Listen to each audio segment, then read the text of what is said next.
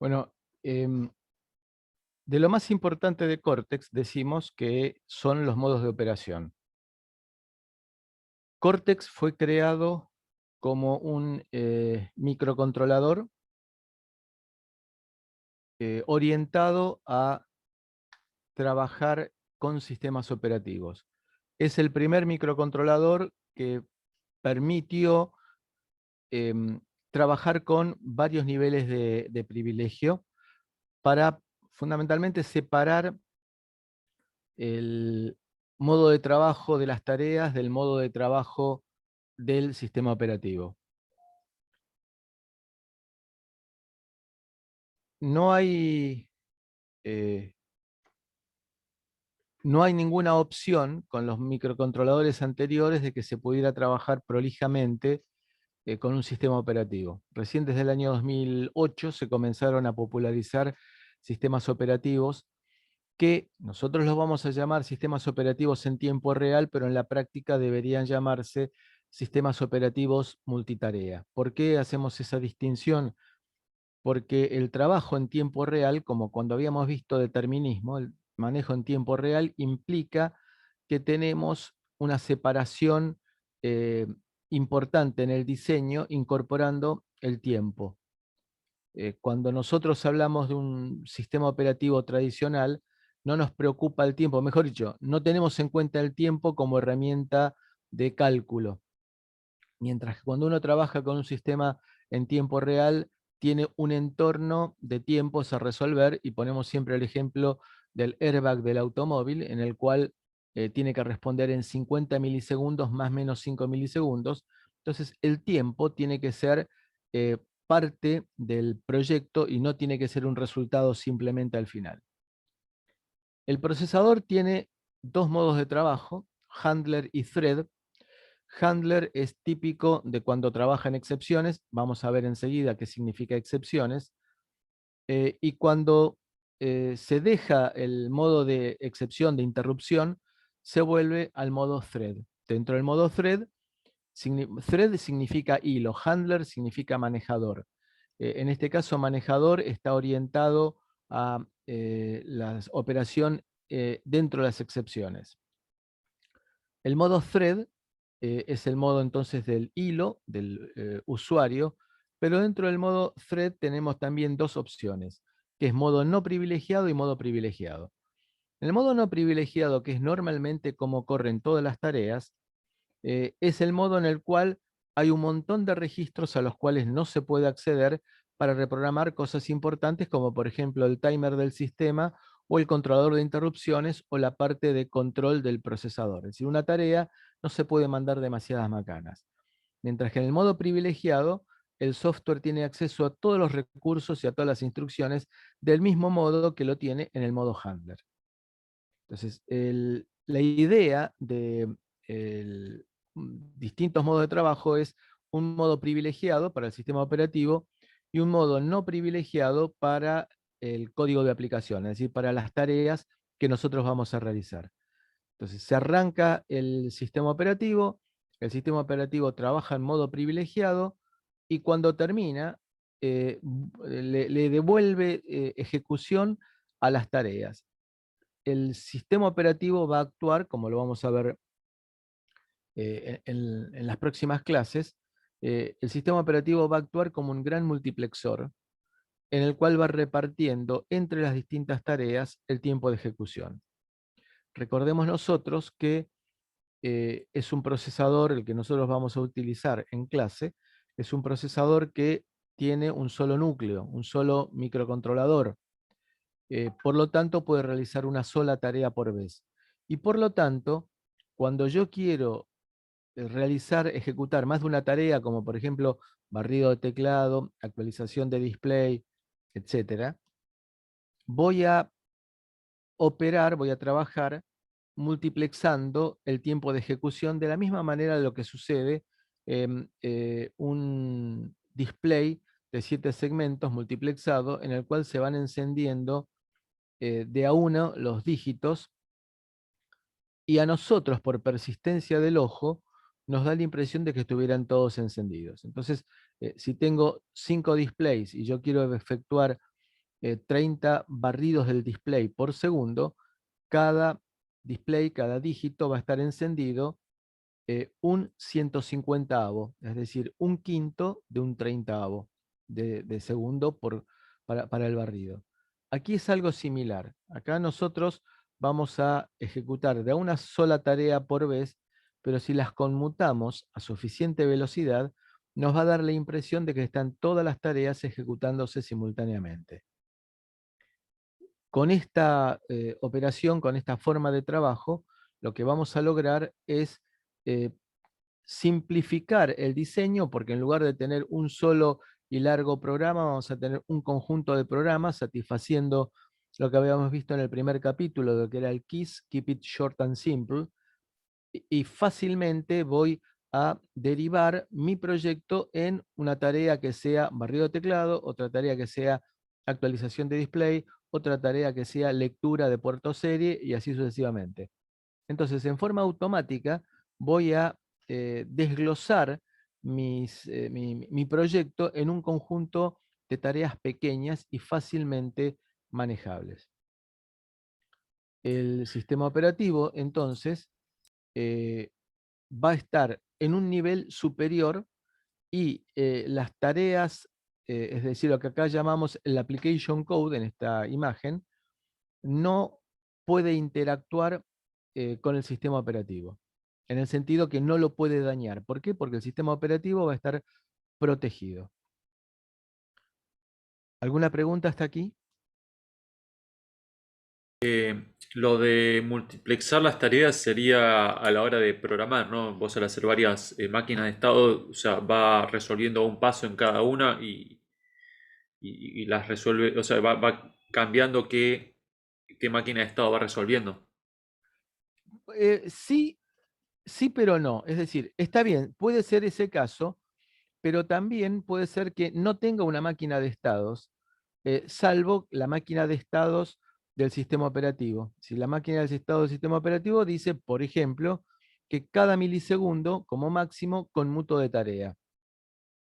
Pero puede ser que no tenga una máquina de estados dentro de mi proyecto. O sí. Si la respuesta entonces a la pregunta sería, ¿puede ser que cada tarea sea una máquina de estados? La respuesta es sí, puede ser. ¿Es recomendable que sea así? No hay una respuesta única, porque depende de la complejidad de cada tarea, de cada máquina de estados. Si la máquina de estados es muy compleja, no me conviene verla como una sola tarea porque va a tardar demasiado tiempo. Me va a convenir que la máquina de estados a su vez se divida en varias tareas. Entonces, la respuesta es mucho más genérica y queda a decisión, como la mayor parte de los casos, queda a decisión del proyectista. No es obligatorio de que tengamos una máquina de estados. Una tarea puede ser una máquina de estados, pero hay que analizar si la ejecución de esa máquina de estados no me lleva demasiado tiempo y que me cortaría la ejecución de todo el resto de las actividades que tenga que hacer. Gracias. ¿Quedó clara la respuesta? Sí, sí, se entendió. Bueno, entonces, estamos acá hablando de la idea de trabajar con privilegios para que eh, el sistema operativo esté por encima de las tareas y las esté supervisando. Con lo cual, puede ser que se cuelgue una tarea, pero que no se cuelgue el sistema operativo. Entonces, el sistema operativo va a estar monitoreando también la ejecución de las tareas y si ve que alguna tarea se enloqueció o está frenada, le va a dar un par de sopapos como para tratar de destrabarla y si no funcionara esto de darle un par de sopapos para que se levante, entonces lo que hacemos es resetear la tarea.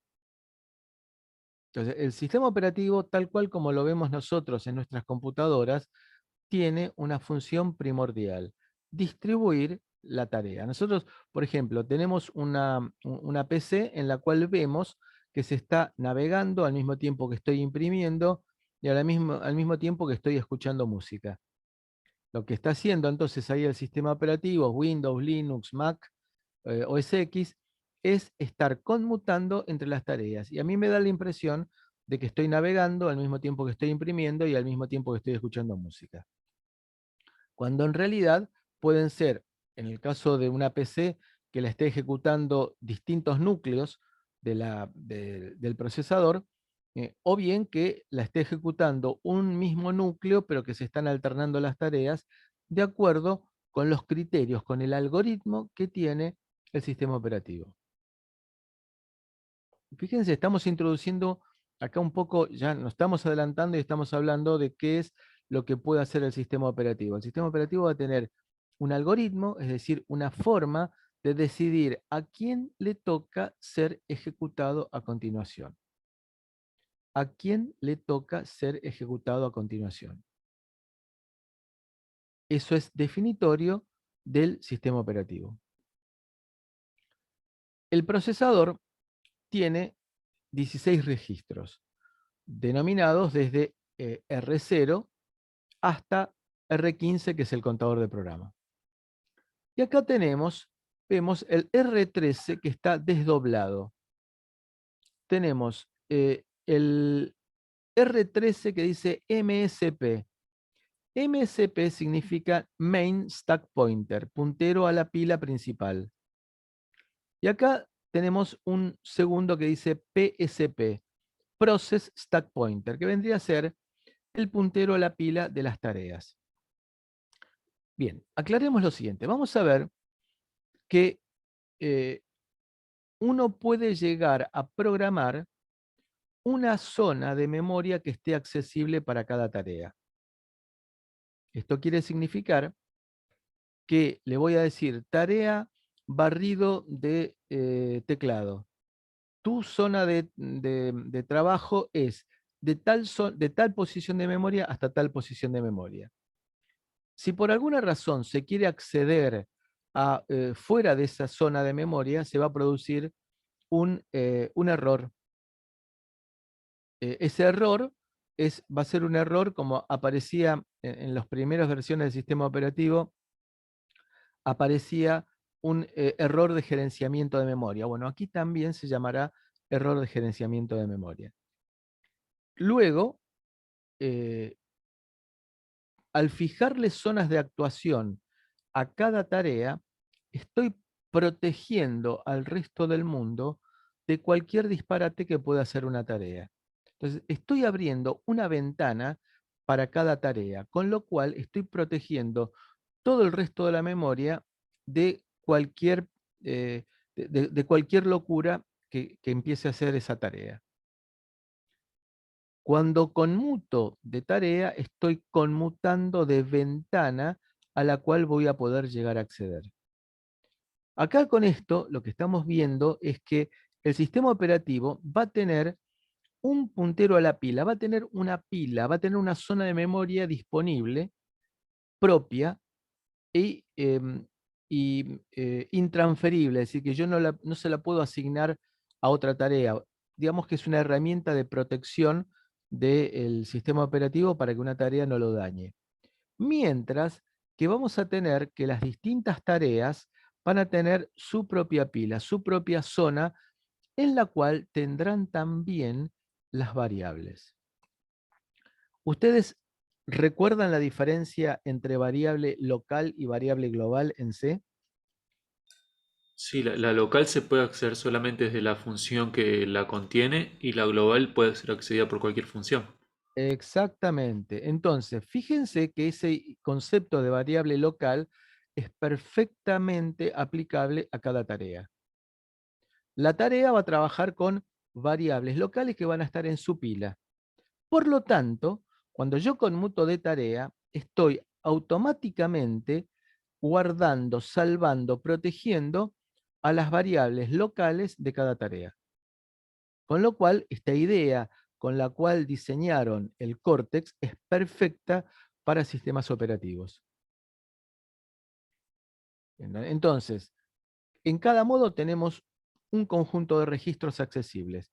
El R13 del Process Stack Pointer es inaccesible desde el modo handler y desde el modo thread o usuario es inaccesible el main stack pointer, con lo cual lo estoy protegiendo.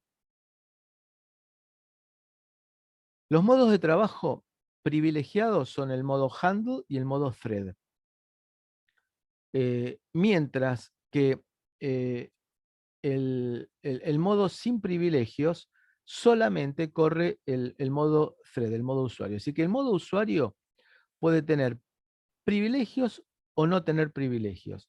¿Qué significa privilegio? Significa poder acceder a cualquier zona de memoria y significa poder acceder a los registros importantes del microcontrolador, como por ejemplo el sistema de interrupciones. Nuestras tareas van a correr aquí, en el modo thread no privilegiado, o thread use, o user thread. Mientras que las excepciones van a correr con el modo privilegiado handle, y también vamos a tener un tramo de programa que se va a ejecutar en el modo thread privilegiado. Y ahora lo vamos a ver en un diagrama de estados. Cuando arrancamos, acá el default significa el reset, arrancamos en el modo thread privilegiado. ¿Por qué se les ocurre a ustedes que el procesador tiene que arrancar en el modo thread privilegiado? Para inicializar los registros y configurar las entradas, salidas y demás Exact- periféricos. Exactamente. Y luego entonces, una vez que hizo esa inicialización, programar el controlador de interrupciones y todos los registros importantes, pasamos al modo user thread. Fíjense que no hay vuelta para atrás. No hay vuelta para atrás. Entonces, cuando caí aquí, en el modo user thread para ejecutar una tarea, la única forma de tener privilegios por un ratito es por medio de una excepción. Esa excepción puede ser, por ejemplo, un código de operación que se llama service call y que puede ser interpretado como una interrupción por software. Esa interrupción por software me lleva por un ratito al modo handler privilegiado y le tengo que decir, señor sistema operativo, porque el handler privilegiado aquí va a estar corriendo parte del sistema operativo. Señor sistema operativo, yo quiero acceder al puerto 2 pin 5, ¿me deja? Y entonces el modo handler privilegiado dirá sí, no, y se volverá a ejecutar la tarea. Yo le puedo llegar a decir al sistema operativo, señor sistema operativo, terminé mi barrido de teclado, disponga usted del tiempo que queda. Con lo cual, le voy a decir por medio de un código, le decir, sistema operativo terminé. Entonces, el sistema operativo va a activar otra tarea. Con lo cual, el modo handler privilegiado se llega por medio de una excepción. Puede ser también una interrupción externa, como vamos a ver cuando veamos sistemas operativos. Del modo handler privilegiado se puede volver al modo de usuario sin privilegios, o bien, si fuera necesario, se puede volver al sistema de usuario privilegiado. ¿Por qué? ¿En qué caso? Por ejemplo, si se le pide al sistema operativo una actividad que le lleva mucho tiempo, no puede ser que el sistema operativo se quede colgado realizando una tarea. Entonces lo que se hace es crear una tarea con privilegios para no competir con con este conjunto de tareas que son las de barrido de teclado, actualización de display.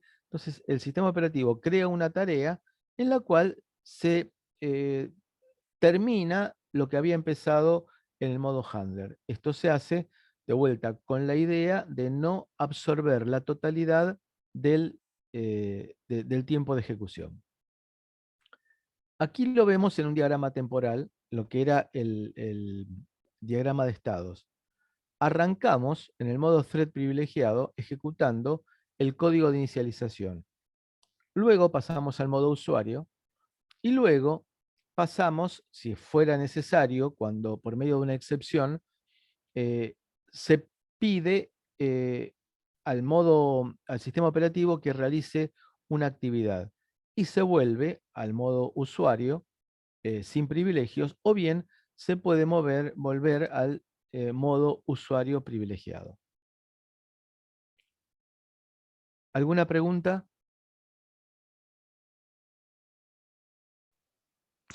Entre una excepción y una interrupción, ¿cuáles serían las diferencias? Ya lo vemos en este mismo momento. Hizo la pregunta en el momento que habíamos quedado que tenía que hacerla.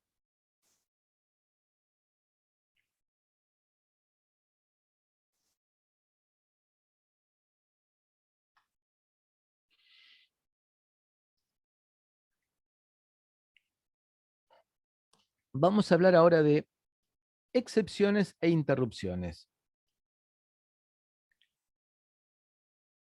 Bien, ¿por qué las excepciones? Las excepciones son la herramienta por la cual se gerencian actividades habitualmente asincrónicas. Asincrónica significa que no puedo predecir en qué momento van a aparecer. Entonces, actividades asincrónicas que requieren la atención del procesador. Bien, lo que dijimos es una generalidad que probablemente cuando terminemos quede un poco más claro, pero tenemos que ver cosas por delante. Las excepciones es un concepto más amplio que las interrupciones, porque las interrupciones están producidas por el mundo exterior. Por ejemplo, alguien oprimió una tecla, un timer o llegó, un timer alcanzó su valor de cuenta, o bien llegó un dato por el puerto serie. Bien, esas son interrupciones. La excepción es un concepto más amplio porque nos permite a nosotros analizar eventos internos del procesador, como por ejemplo el que habíamos mencionado hace unos minutos, que es la posibilidad de que se quiera acceder a una zona de memoria no permitida. Entonces, si yo quiero acceder a una zona de memoria no permitida, se va a generar una excepción de falla de memoria. Entonces, el concepto de excepción es más amplio, no solamente son eventos externos. Entonces, las interrupciones pasan a ser un subgrupo dentro de las excepciones. Veamos este diagrama. Acá tenemos, por ejemplo, el reset. El reset es interpretado como una excepción. Eso es algo novedoso frente a todos los procesadores anteriores. Y vamos a ver cómo es que se gerencia. Nos aparece una interrupción no enmascarable, NMI, que significa Non-Maskable Interrupt. No la puedo frenar. Se guarda para situaciones extremas, como por ejemplo la caída de tensión de la alimentación, porque hubo un corte de luz, me va a generar a través de un comparador una interrupción no enmascarable. ¿Para qué? Para que hasta que se termine de morir la alimentación, tenga tiempo de guardar registros en alguna memoria no volátil, alguna memoria que no se borre. Luego tenemos faults, fallas de hardware, de gerenciamiento de memoria, de bus o de uso, que vamos a ver enseguida. Tendremos luego el service call, que dijimos que es una excepción sincrónica, porque es un código de operación que yo voy a poner en mi ejecución. Luego tenemos una excepción para debugging, es decir que, por ejemplo, cuando yo le cargo por el GTAG un breakpoint, cuando se alcance a ese breakpoint se me va a generar una excepción de debugging, de forma que se va a activar una rutina de atención que se va a encargar de mostrarme en el display el estado de los registros, por ejemplo. Pending Service Call, que también vamos a ver de qué se trata, una interrupción de SysTick y luego vienen las interrupciones externas. ¿Qué son estos faults, estas fallas? El hard fault es una falla en la cual hay algo que no se puede activar. Por ejemplo, querer activar un timer cuando no tengo los privilegios necesarios para hacerlo. El gerenciamiento de memoria es las violaciones de la MPU, es decir, la Memory Protection Unit, que lo vamos a ver, que significa que estoy queriendo acceder a una zona de memoria que no tengo permitida. Luego, el bus fault es que estoy violentando la parte que corresponde a la búsqueda de código de operación o a la búsqueda de datos. Es decir, es una falla sobre los bases del procesador. Y luego una falla de mal uso. Por ejemplo, instrucciones no definidas. En la práctica quiere significar el programa se fue a los caños y estoy accediendo a una zona de memoria de datos en la cual interpreta como código de operación lo que en realidad es un dato y el programa se va a los caños. Entonces, esto claramente son las excepciones, aquello que está más allá de las interrupciones externas. ¿Alguna pregunta?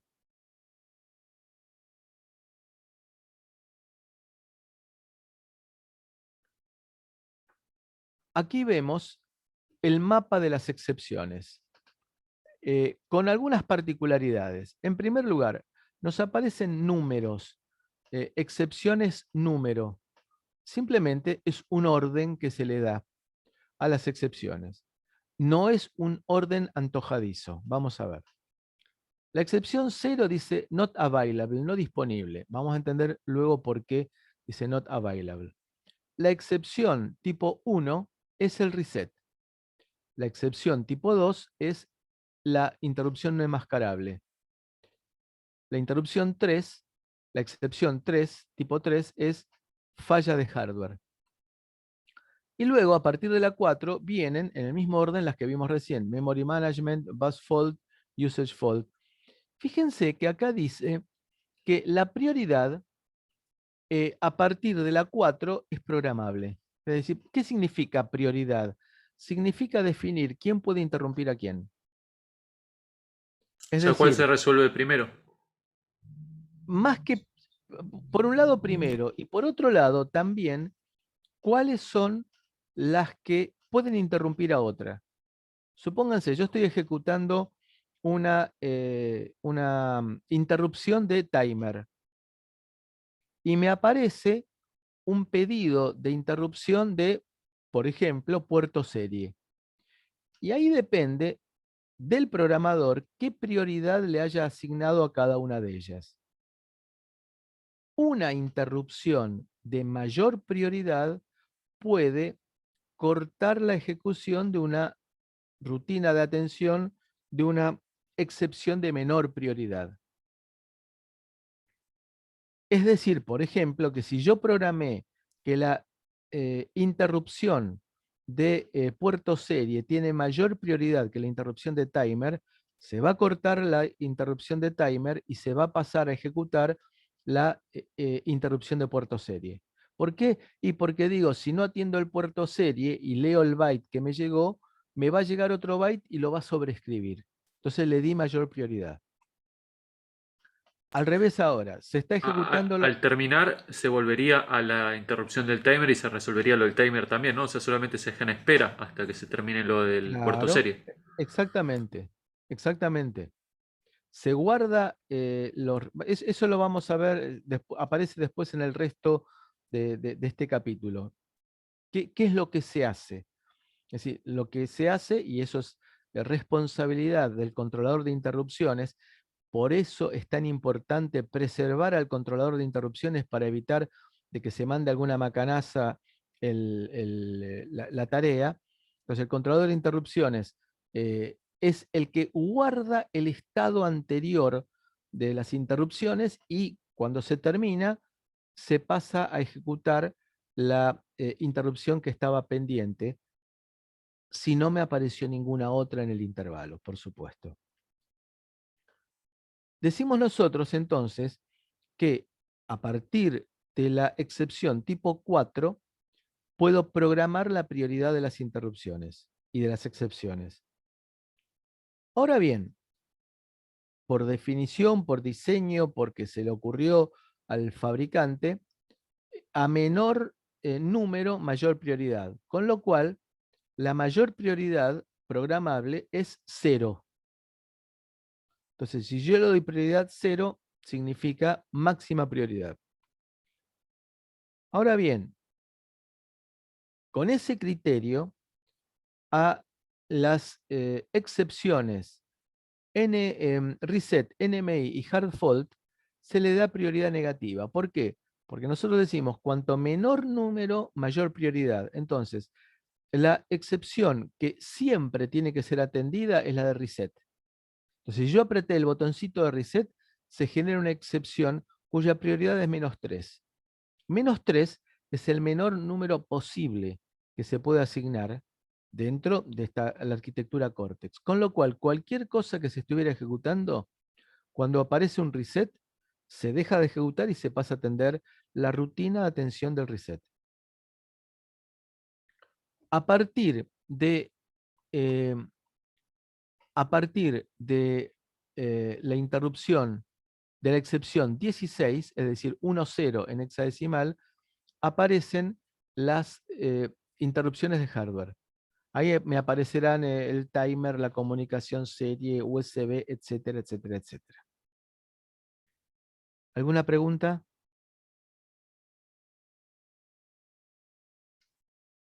Entonces, aquí aparecen las externas. Y así es como nos queda a nosotros en memoria. Fíjense que un detalle significativo es que eh, a cada excepción le va a corresponder un vector. ¿Qué significa un vector? Significa que cada excepción se va a identificar. Vamos a poner vamos a hacer un cuentito para tratar de entender esto. Supongamos que tenemos un señor, una señora que está haciendo una torta para agasajar unas visitas que están por venir a tomar el té. Entonces está haciendo la torta, está batiendo, está mezclando huevo, harina, azúcar, manteca y todas esas cosas. Está haciendo eso y está esperando las visitas. Entonces, ¿qué tiene que hacer? Ir cada rato a la puerta para ver si llegaron las visitas. Ahora, ¿qué pasa? Si se concentra mucho en hacer la torta, va a desatender la puerta. Entonces las visitas llegan, están un ratito, no las atiende nadie y se van. Entonces, en ese caso, hemos sabido manejar mal el tiempo porque le dimos mayor preponderancia a la preparación de la torta que las visitas. Con lo cual, cumplimos con hacer la torta, pero no tenemos con quién compartirla. La otra alternativa es que estoy pendiente de la puerta. Entonces, cada fracción de minuto dejo de hacer la torta y voy a ver la puerta. Conclusión, no voy a dedicarme a la torta lo suficiente, entonces en el momento que tendría que estar batiendo, la torta se me aplasta.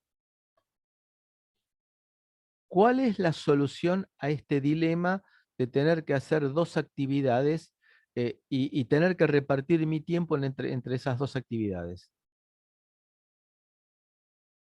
¿Cuál es Timer, ¿por qué el timer? porque lo podés levantar al terminar el tiempo asignado a cada tarea. O sea, no sé, ponele que le das 2 minutos a batir y cuando salta el timer, atendés la puerta por, no sé, 30 segundos, salta el timer otra vez y preparas 2 minutos otra vez el timer Ok, para batir. entonces, pero voy a estar mirando la puerta 2 minutos y mientras tanto, ¿qué me pasó con la torta? Podrías usar también una interrupción externa que sería el timbre. Si no, en Ah, el caso bueno, de que no entonces tenés timbre, ahí me aparece entonces al revés, el concepto de timbre, la idea de timbre, que sería una interrupción. Entonces, aquí creamos el timbre modelo de interrupción. ¿Qué es la interrupción? Es, en este caso, que el mundo externo, la opresión de un dedo, me activa, me avisa de que llegaron las visitas. Entonces, ahí aparece la interrupción. Ahora bien, el timbre, ¿es bueno tenerlo activo todo el tiempo?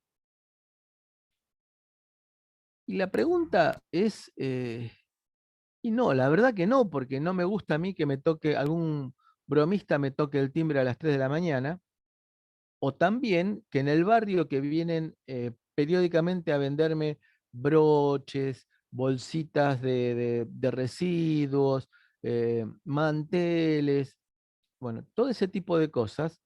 Yo la verdad que no quiero distraer la ejecución de la torta por ese tipo de eventos que son indeseados. Entonces, yo sé que las visitas van a venir a las 5 de la tarde. Entonces, yo lo que hago es a las 5 menos 5 de la tarde, conecto el timbre. Todo el resto del tiempo tengo el timbre apagado. ¿Esto qué significa? Que habilito las interrupciones en el entorno de lo que yo me imagino que va a ser el momento en el cual lleguen las visitas. Si las visitas llegan antes de las 5 menos 5, es decir, la puntualidad significa no llegar tarde, pero tampoco llegar temprano. Es decir, una norma de cortesía es, una norma de buenos modales es llegar en el horario, ni antes ni después. ¿Sería Entonces, dentro de una función en el ejemplo, en nuestro código? O es también claro, temporal con el RTC? lo que yo hago es, cuando yo sé que estamos cerca de las 5 de la tarde, habilito las interrupciones. Antes las tuve deshabilitadas. Le pongo un interruptor en serie al timbre, y con lo cual yo digo, y a las 5 menos 5, 5 menos 10, habilito, cierro el interruptor. Si me cae, en ese momento me cae el vendedor de bolsitas de residuo, mala suerte. Pero aunque sea me protegí del vendedor de broches y del vendedor de repasadores que vino antes. Con lo cual entonces habilito las interrupciones en el entorno, en el momento que yo creo que corresponde. Entonces, habrá un montón de cosas cuando estoy muy concentrado en romper los huevos y empezar a batir la torta y prepararlo todo. Bueno, en ese momento quiero que no me moleste nadie. Eran las 4 de la tarde. Entonces, no quiero que me moleste nadie. Conclusión, deshabilito interrupciones. Cuando terminó la parte trascendente, habilito interrupciones. Ahora bien, la casa tiene dos entradas, la entrada principal y la entrada de servicio. En la entrada de servicio me tienen que venir del supermercado a traer las gaseosas, las servilletas de papel. Entonces, primero de todo, ¿cómo hago yo para darme cuenta si me tocan el timbre de la entrada principal o el timbre de la entrada de servicio? Con distintas alarmas o algo que lo identifique. En este caso podría ser un flag distinto para cada interrupción. Eh, digamos que con distintos sonidos. Es decir, que en este caso la interrupción se identifica por distintos sonidos. Con lo cual, si yo escucho la interrupción de la puerta de servicio, voy, atiendo, le abro la puerta, empieza a descargar las cosas del supermercado, y si en ese momento me tocan el timbre de la puerta principal, ¿qué hago?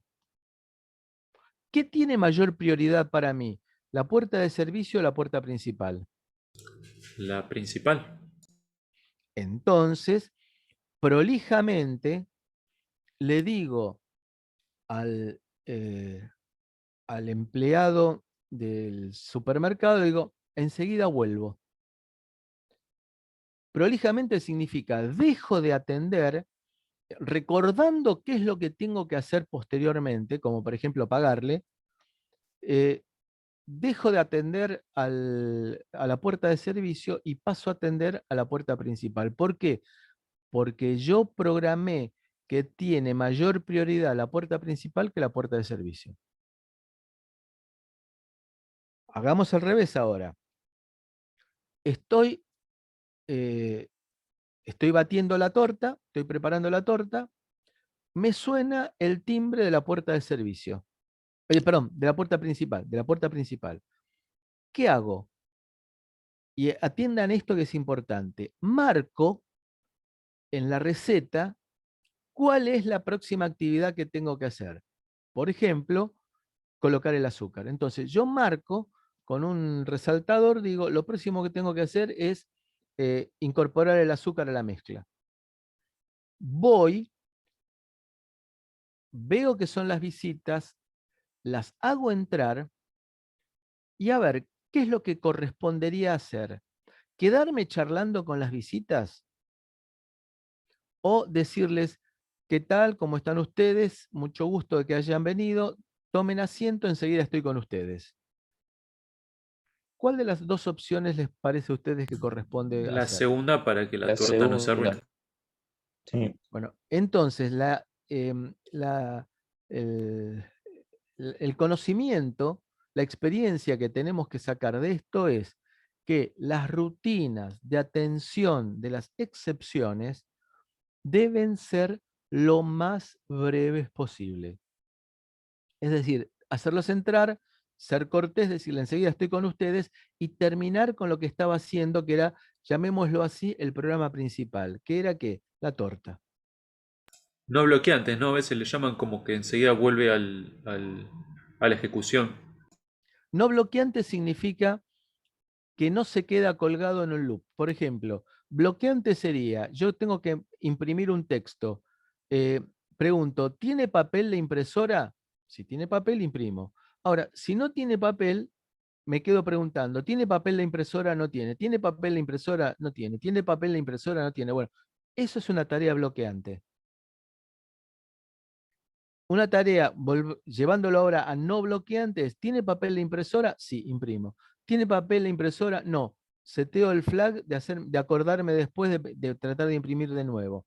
Y sigo ejecutando. Al rato digo, tenía pendiente de que imprimir la impresora estaba sin papel. Y ahí digo, pregunto, ¿tiene papel la impresora? Si tiene papel, imprimo. Si no tiene papel, nuevamente salgo, sigo remarcando por el flag de que estoy pendiente de atención y sigo haciendo otra cosa. Es decir, que no se cuelga el programa quedándose, por ejemplo, que le ponga papel a la impresora. Acá lo que decimos nosotros es que como criterio de diseño, las rutinas de atención de excepción deben ser lo más breves posibles. Bien, estoy atendiendo, estaba haciendo la torta, me suena el timbre de la puerta principal, marco, tengo que colocar azúcar, eh, atiendo a las visitas. En el momento que estoy atendiendo a las visitas me suena el timbre de la puerta de servicio. ¿Qué hago?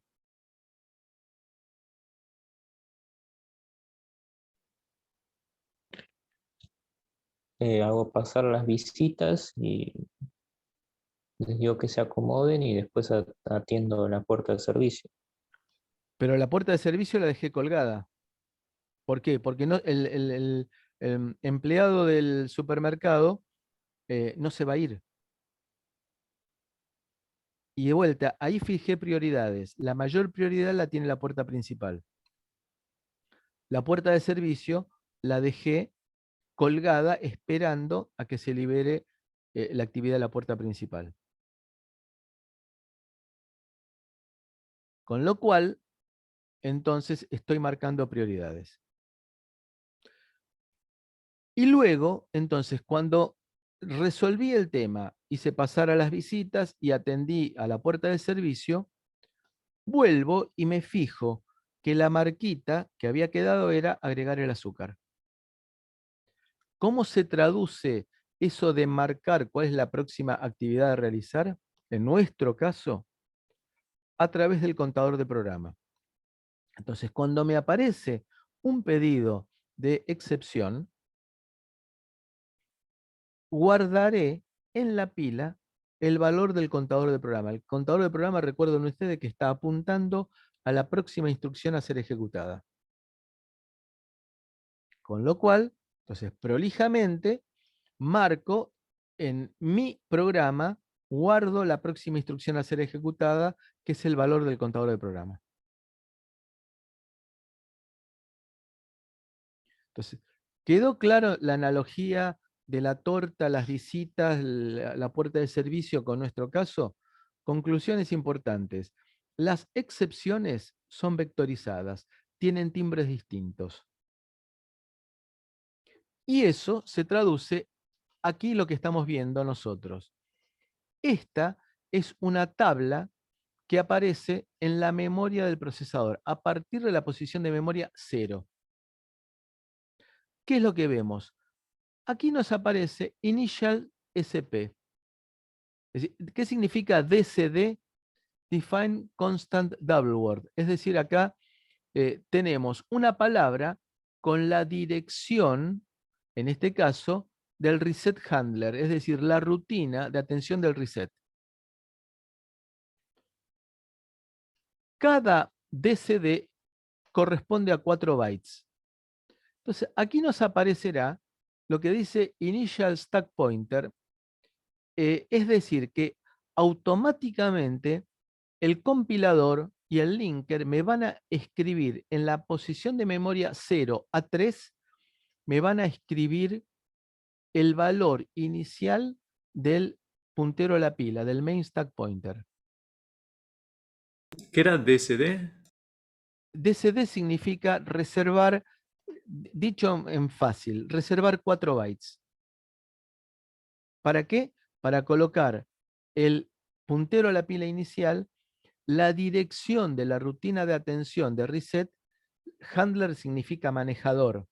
Entonces, la dirección de la rutina de atención de NMI, la dirección de la rutina de atención del hard fault, del memory management. Fíjense, estamos siguiendo aquí el mismo orden que habíamos visto hace aquí, que habíamos visto acá. Es el mismo orden este, y que corresponde a las excepciones tipo, al número, esta sería la excepción tipo, la excepción tipo 1, tipo 2, tipo 3.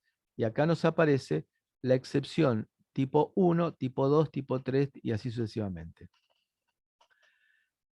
Significa esto que estamos reservando 4 bytes para que el compilador más el linker me escriban aquí la dirección de la rutina de atención de NMI. La rutina de atención de NMI la tengo que escribir yo. La rutina de manejo del reset la tengo que escribir yo. Lo único que tendré que hacer es colocarle al principio de esa rutina reset handler, para que de esa manera el linker me junte la función reset con la dirección de inicio reset handler y me la escriba en esta tabla que se encuentra en la memoria flash a partir de la 0. Paréntesis. En Cortex M3 y Cortex M4, uno puede, si quiere, cambiar la dirección de esta tabla de vectores. Lo habitual es no cambiarlo. Cerramos paréntesis. Y acá tenemos entonces la zona de memoria. Si yo en el entorno de desarrollo me fijo en la posición de memoria 0, me va a aparecer todo esto que estamos viendo aquí. Y todas estas, fíjense que aquí me aparecen, a partir de la 16, me aparecen, cosas conocidas por nosotros. El Watchdog Timer, el Timer 0, son las rutinas de atención de los timers, de las comunicación serie, de la modulación por ancho de pulso, I²C, SPI, etcétera, etcétera, etcétera. Entonces, voy a tener que escribir los vectores correspondientes a cada una de las interrupciones, y si vemos, sigue también la interrupción externa 0, 1, 2, 3, y eso nos va a beneficiar un análisis especial. Conversor analógico digital, etcétera, etcétera, etcétera. Todo aquello, los periféricos que tenemos nosotros. Nos va a aparecer, cuando hagamos el análisis nosotros del Reset Handler, digamos, del entorno de desarrollo, que ellos nos proveen un Reset Handler. Un Reset Handler, una función de Reset Handler que no hace nada prácticamente. Y me aparece aquí una palabra que significa weak. ¿Qué significa weak en inglés? Débil. Débil. Es equivalente a lo que en hardware llamamos pull-up. Entonces, ¿qué pasa si yo le pongo a una entrada de un circuito MOS, un circuito TTL, un resistor de pull-up? ¿Cómo es interpretada esa entrada? ¿Como un 0 o como un 1?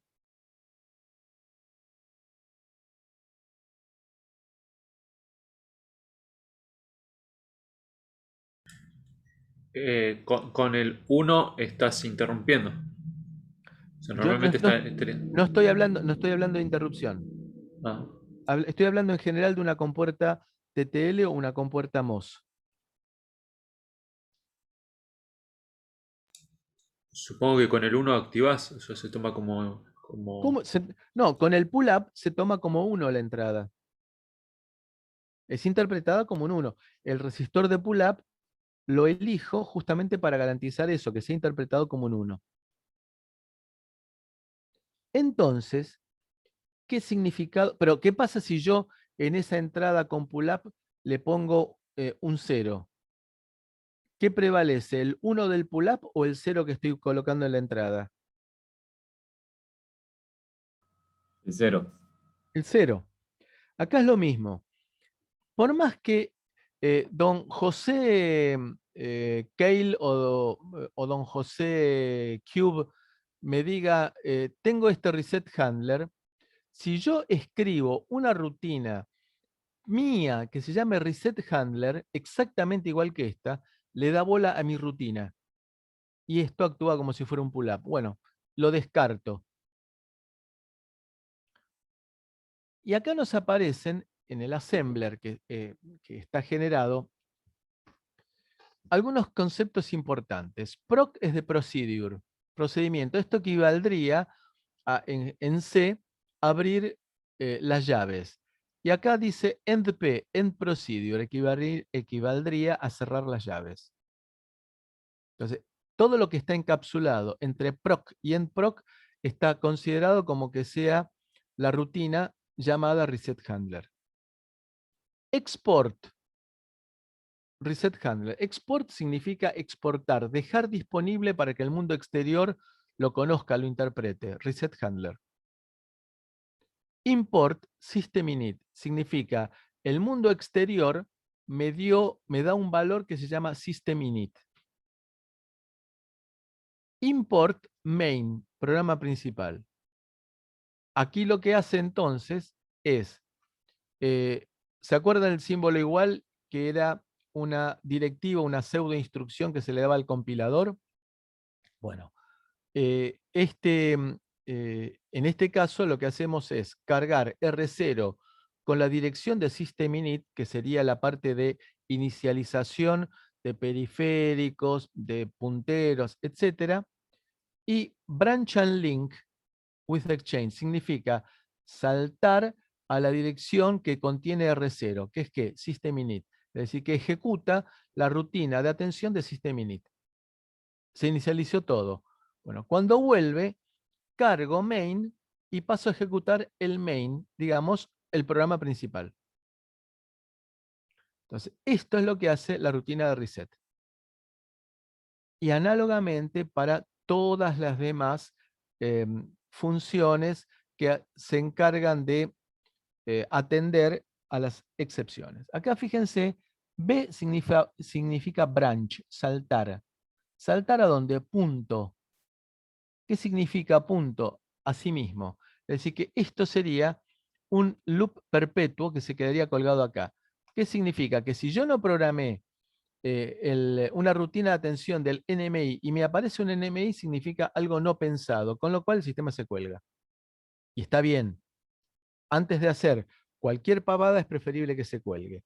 Lo mismo sobre el Memory Manage Handler, por ejemplo. Si yo no preví de que hubiera zonas de memoria reservadas para cada tarea y me aparece una excepción, significa algo rarísimo. No lo programé, no pienso que pueda existir y existe. Bueno, que el sistema se cuelgue. Entonces me aparece un branch sobre sí mismo. El sistema se quedó colgado allí. ¿Alguna pregunta?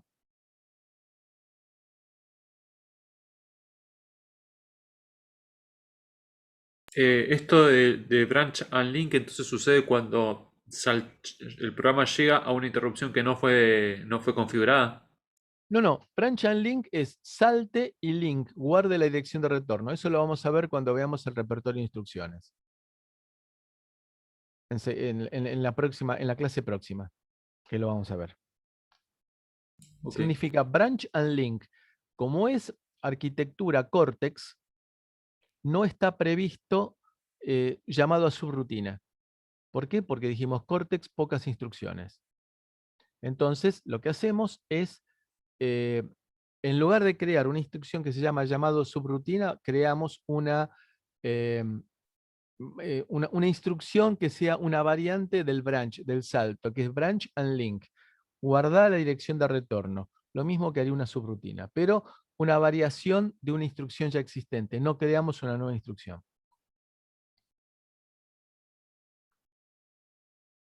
Bien.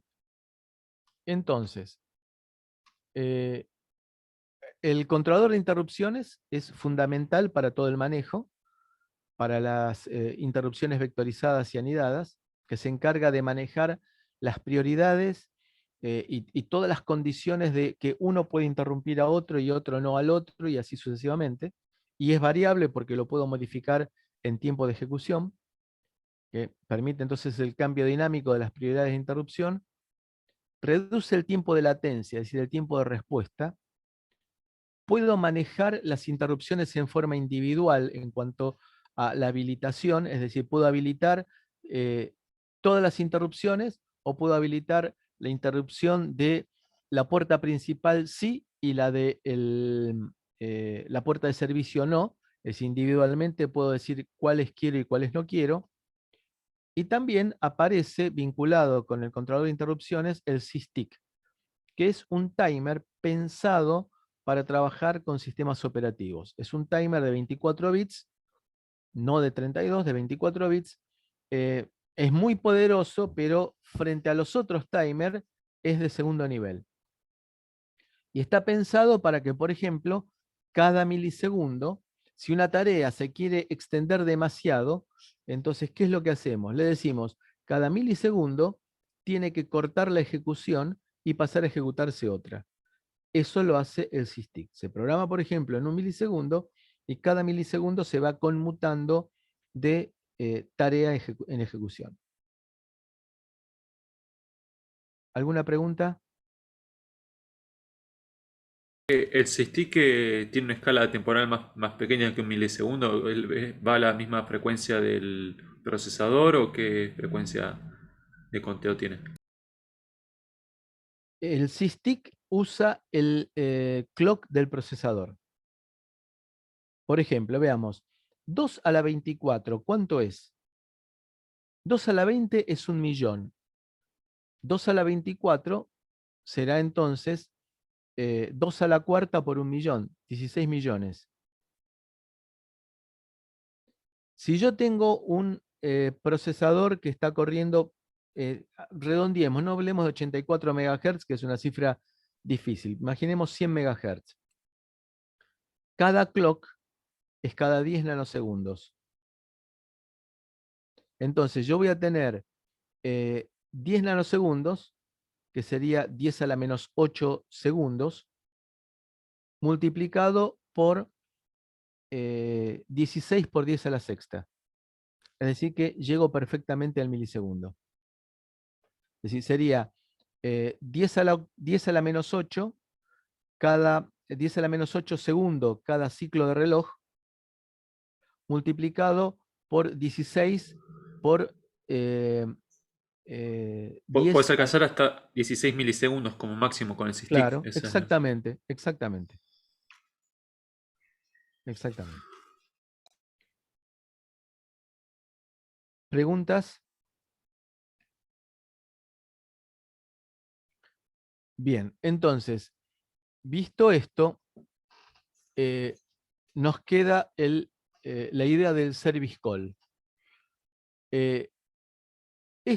Digamos, les pido para la clase siguiente lo siguiente, que vean el video completo de interrupciones y la clase próxima vamos a analizar, en particular vamos a arrancar, en particular dedicándonos al service call, porque requiere un análisis bastante particular, bastante especial. Y no me gustaría verlo ahora a las apuradas porque ya me tengo que ir en unos minutos. 100 MHz sería la frecuencia del clock, entonces, si son... En nuestro caso es 84 MHz. Ah, ok. Gracias.